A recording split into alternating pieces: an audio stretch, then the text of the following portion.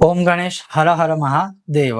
હવે અખંડ દીવા વિશે થોડો સત્સંગ આજે કરીશું બહુ ટૂંકાણમાં, અને એમાં અમુક પ્રશ્નોનો સમાવેશ મેં કર્યો છે, જેમ કે શું આપણે પહેલીવાર અખંડ દીવો રાખતા હોય તો કોઈ વિશેષ નિયમનું ધ્યાન રાખવાનું, શું આપણે નવરાત્રી કરીએ તો અખંડ દીવો કે અખંડ દીવા કમ્પલસરી કરવાના, શું અખંડ દીવો ખાલી ઘીનો જ થઈ શકે, તેલનો થઈ શકે કે ના થઈ શકે, શું અખંડ દીવા એક જ કરાય કે 2, 3, 4 જેવા કરવા હોય તો કરી શકાય, શું અખંડ દીવો રાખ્યા પછી કદાચ રામ થઈ જાય, હોલવાઈ જાય તો શું કરવું। આ ઘણા બધા પ્રશ્નો છે જેનું ટૂંકાણમાં સંક્ષિપ્તમાં હું આજે સત્સંગના માધ્યમથી તમને બધું શ્રવણ કરાવીશ।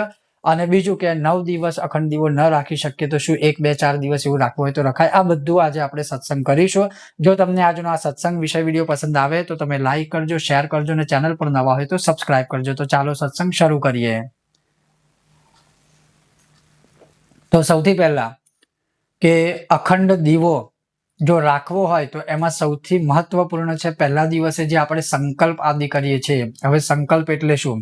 તો ઘણીવાર આપણે ભગવાનની આગળ કે ઉત્સાહિત થઈને ઘણા શબ્દો કે વચન બોલી જઈએ છે કે હું આમ થશે તો આમ કરીશ, હું આમ થશે તો આમ કરીશ, પણ મનુષ્યનો સ્વભાવ હોય કે સ્વાર્થ સિદ્ધ થાય એટલે સંબંધ પણ પૂર્ણ થાય, એટલે કે આપણો સ્વાર્થ પૂર્ણ પછી ભૂલી જઈએ અને પછી આપણે બધે જોવડાવા નીકળી પડીએ કે આમ છે તેમ છે, પછી લોકો કે તમારી આ બાધા બાકી છે, પેલી બાધા બાકી છે। એટલે કહેવાનો અર્થ મારો એવો છે કે જો તમે 9 દિવસ માટે અખંડ દીવો રાખવાનો પહેલા દિવસે સંકલ્પ કરો છો માતાજીની આગળ બેસીને કે હું 9 દિવસ સુધી દીવો રાખીશ, એનો મતલબ કે તમારે રાખવો જ પડે।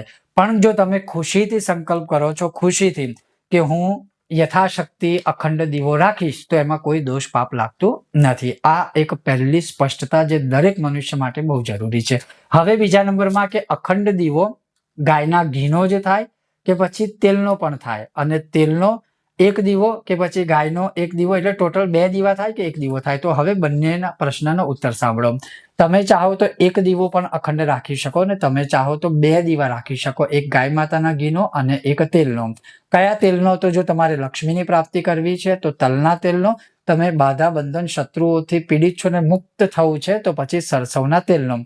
પણ હું તો કદાચ તમને કહું ને શાસ્ત્રોનું પ્રમાણ છે કે તમે 2 દીવા તમે રાખો તો ઉત્તમ છે, માતાજીની કૃપા પ્રાપ્ત થશે। કેવી રીતે?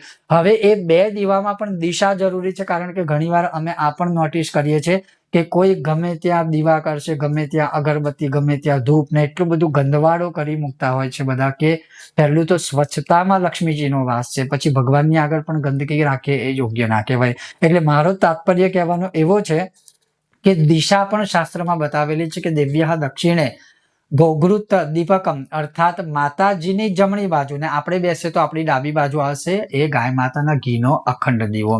બીજું કે દેવ્યઃ વામે તૈલ દીપકમ, અર્થાત માતાજીની ડાબી બાજુ ને આપણે બેસે તો આપણી જમણી બાજુ આવશે તેલનો દીવો। હવે કયા તેલનો દીવો કરવો એ તમારે નક્કી કરવું। હવે બીજો પ્રશ્ન એ પણ થાય કે 2ની જગ્યાએ કોઈ એક દીવો કરવો હોય તો થાય? જી હા થાય। જો તેલનો દીવો કરો છો તો માતાજીની ડાબી બાજુએ રાખજો, એક અખંડ દીવો કરતા હોય તો।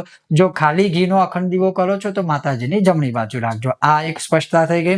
હવે એ દીવામાં જે વાટ છે એ ઊભી રાખવી કે આડી રાખવી? તો હું ઘણીવાર બોલ્યો છું, વારંવાર બોલ્યો છું, મારી કથાઓ પૂજાઓમાં પણ હું કહેતો રહું છું કે ઊભી વાટ, આડી વાટ એવું શાસ્ત્રમાં ક્યાંય જગ્યાએ કશું નથી।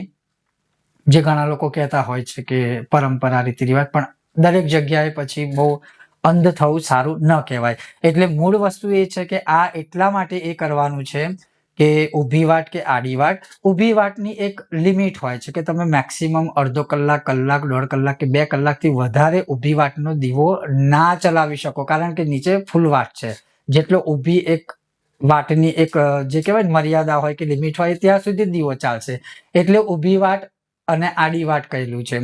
આડી વાટ લાંબી, તમે જેટલી લાંબી ચાહો એટલી આડી વાટ લાંબી કરી શકો છો, અને આડી વાટ લાંબી એટલા માટે રાખવામાં આવે છે કે એમાં જો તમે અખંડ દીવામાં આડી વાટનો પ્રયોગ કરશો ને તો એ દીવો લાંબો ચાલશે 1, 2, 3, 4 દિવસ સુધી, કારણ કે એની વાટ લાંબી છે। એટલે અખંડ દીવા માટે ઊભી વાટ, આડી વાટ કે નિત્ય જીવનમાં પણ ઊભી વાટ, આડી વાટ એનો કોઈ મિનિંગ નથી, એમાં કોઈ તર્ક, લોજિક વોજિક કંઈ જ નથી। એમાં સ્પષ્ટતા અને સત્યતા આ એક જ માત્ર છે।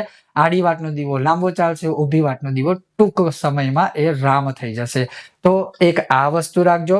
બીજું જે મહત્વપૂર્ણ છે, મેં વચ્ચે વિડીયો પણ બનાવેલો છે અને પ્રમાણ સાથે બનાવેલો છે કે આજકાલ નાળા છડીથી લોકો દીવા પ્રજ્વલિત કરે છે, પણ ભાઈ નાળા છડી હાથ માટે છે, રક્ષાસૂત્ર માટે છે.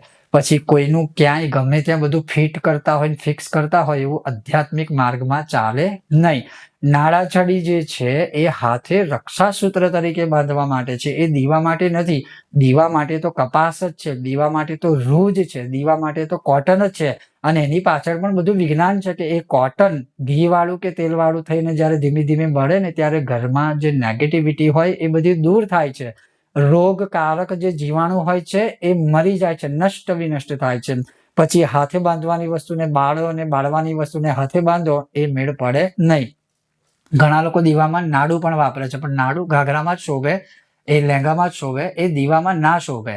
એટલે આ બધું થોડું ધ્યાન રાખજો, કારણ કે આપણે બધા શોર્ટકટ બધી વસ્તુ શોધી રહ્યા છે, કોઈને કઈ પરિશ્રમ જોઈતું નથી. અને આ તો ભગવાનનું કાર્ય છે, એમાં થોડું તો તપ કરવું જોઈએ. કદાચ 2-4 કલાકે આપણે દીવામાં ડોક્યું કરવાનું થાય તો કરી લેવું, પણ બધાને એવું છે કે લાંબુ નાડું નાખી દઈએ, લાંબી નાળા છડી નાખી દઈએ એટલે આપણે હવે સીધું સવારે દીવો જોઈશું, એ રીતે ના ચાલે.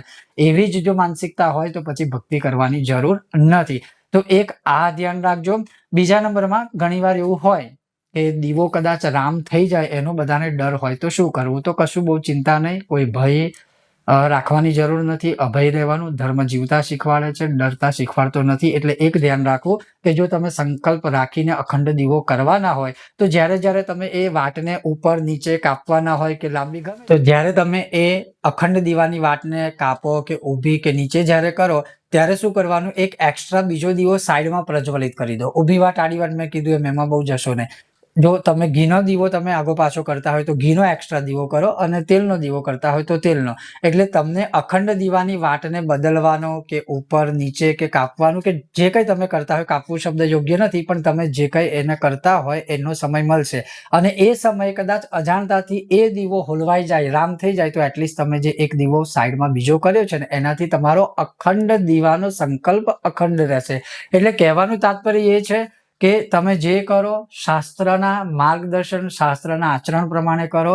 બીજું કે મેં કીધું એમ કે ધર્મ નિર્ભય બનાવે છે, અભય બનાવે છે, ભયભીત નથી બનાવતો. તો કોઈ અંધશ્રદ્ધા કે અમુક વસ્તુમાં ના જશો.